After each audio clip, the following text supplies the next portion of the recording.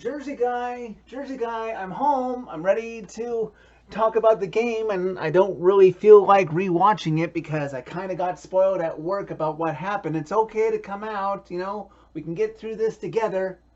Johnny, you've got to come back with me. Jersey guy, or should I say dog Jersey guy? Where? Back to 2013, the last time the Preds admitted that they needed to rebuild. And how, pray tell, do you suggest we do that since, as far as I know, time travel hasn't been invented yet? Well, the first step is admitting that they need to rebuild, and I think we've finally reached that point with many in the fan base, and perhaps after this game, many in the front office. Preds lose 4-3 in regulation. Yes, that is a key point we need to hit on here. Sunday afternoon against the Minnesota Wild inside the Xcelerated Center. This loss puts the Preds 7 points back of the second wildcard spot. Still the Calgary Flames to even consider jumping over. Yeah, they have 2 games in hand on Minnesota, but remember what I just said. They're 7 points back of Minnesota. They have 28 games left to go in the regular season with teams that they are chasing who will be playing other teams. This loss all but puts the Preds out of the playoff picture when they needed a win, much less a regulation win, even though an overtime or shootout win might have delayed the inevitable. It is time to start considering a rebuild and start looking at places to sell off valuable assets that you can get return for from this team. This team really is painful to watch and also painful to hear about after the fact when you can't watch and want them to be successful. But hence, it's been a long time, so it's come full circle that it's time to be painful with this team once again. And seeing how this team let the game get away from themselves, then they climb back into it only to get stabbed in the heart late in the game. I thought I should rewatch this and give you my live reaction in the moment to seeing how this team allowed 3 goals in the first 2 minutes of the second and third period. Okay, so this was the 1-0 goal 9 seconds into the second period after a scoreless first, and Ryan Johansson wins the faceoff and he gets it back to his own zone. Roman Josi goes back to play it. What is Josi doing there? He has had such an off year. He puts it around the board the long way instead of trying to carry it out. Why is he being that desperate that quick into the first period for Minnesota to open the scoring 1-0 on a goal by Duhaime? Like, of course you're going to put yourself behind the 8 ball when you do that. You have no control over how the puck exits the zone. So a minute after Duhaime's goal, Jeremy Liaison is in the box for high-sticking Ryan Hartman. Minnesota on the power play, and Zuccarello gets a shot from the sideboard. It rebounds off of Eriksson Ek, and there is Kaprizov to bang it home.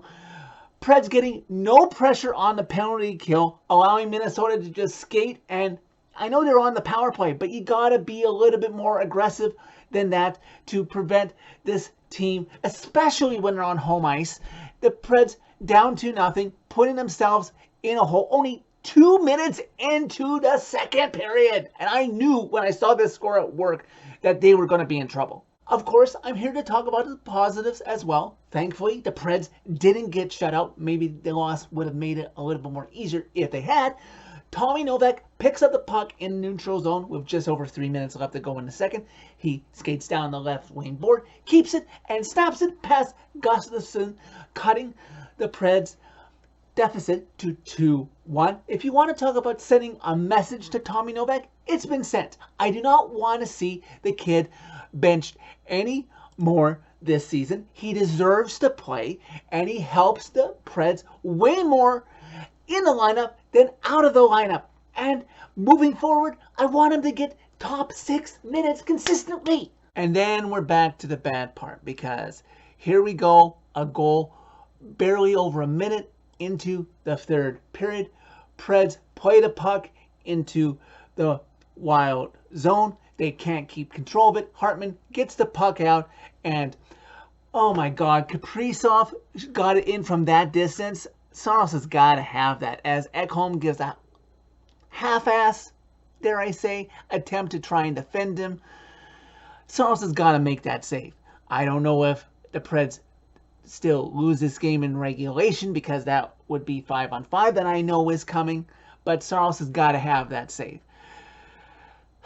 He made some other great saves, I imagine, since Wild had double-digit shots I can see in every single period, and the Preds never hit double digits. That would have helped, but now that goal puts the Preds down 3-1, and I get to see them come back only to fail at the end, but we'll get there. Fast forward to just over 5 minutes left to go in the third period. Tommy Novak gets the puck over to Ekholm at the point, and through a screen, Josi has the puck, and he gets it through Gustafsson, 5-hole. Yes, throw it at the net, and good things will happen. I wish you had done that earlier in the game and maybe gotten more goals, guys, through screens. Preds cut the lead. They have the offense, they just didn't show up consistently enough this season when Saros was working his butt off for this team. And then we've got under a minute left to go in regulation. Preds have Saros on the bench. The puck is at the sideboard to Gustafsson's left.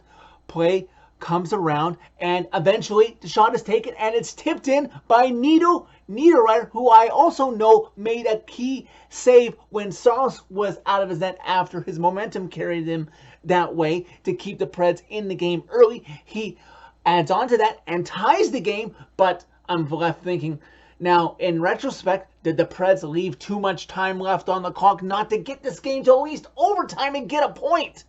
Even though, yeah, I know that they needed more than a point, and they needed Minnesota preferably not to get any points. Okay, so when I saw my phone notify me that the Preds had tied the game at 3, I'm like, oh, are we just going to get ourselves to regulation and get ourselves the guaranteed point, only to have ourselves be stabbed in the heart? I literally said heart in my head. Preds fans, don't think I purposely jinxed who would get the game-winning goal, and I guess maybe by saying it, I ushered in the hockey gods to make sure he didn't delay it until overtime. He did it in regulation. So let me see how this goal happened, because I heard it was a lucky shot. So the NHL.com shows me it's 30 seconds left, play in the Preds zone. Preds try to get it out. They keep it in. Shot from the point.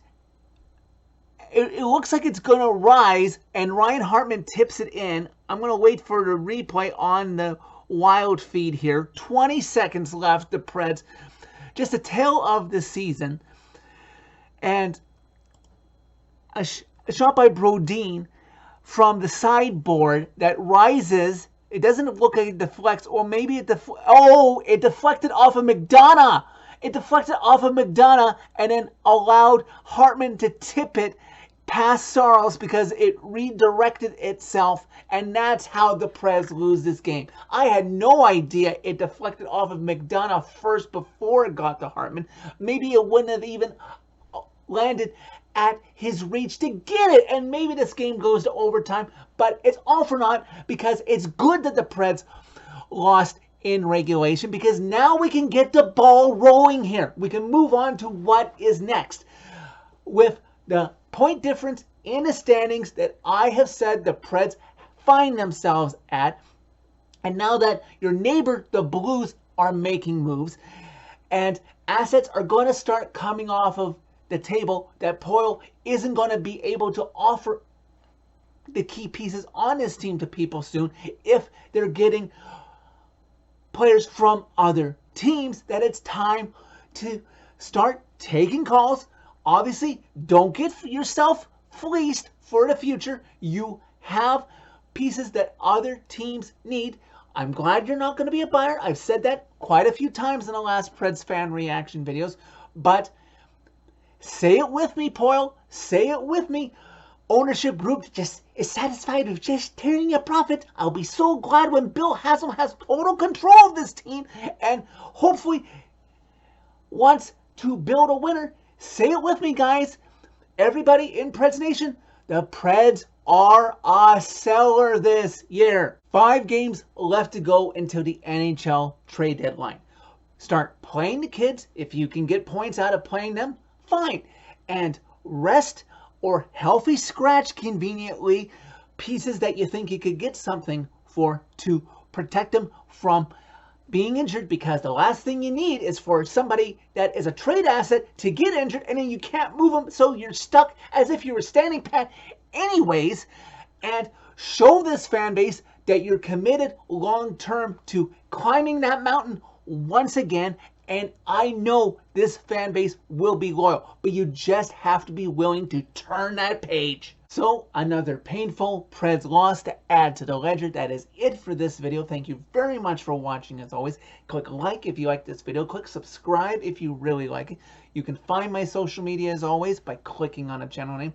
Tell all your friends about Predemption as this channel's audience continues to grow, I hope. And with the shortened off-season to come, I can tease that I will be planning off-season videos to recoup so you don't get bored, since there won't be playoff videos to talk about. We can be sure.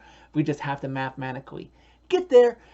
And, well, enjoy these last 5 games before the NHL trade deadline, because who knows who on this roster might be moved, because, like I said, everybody should be on the table.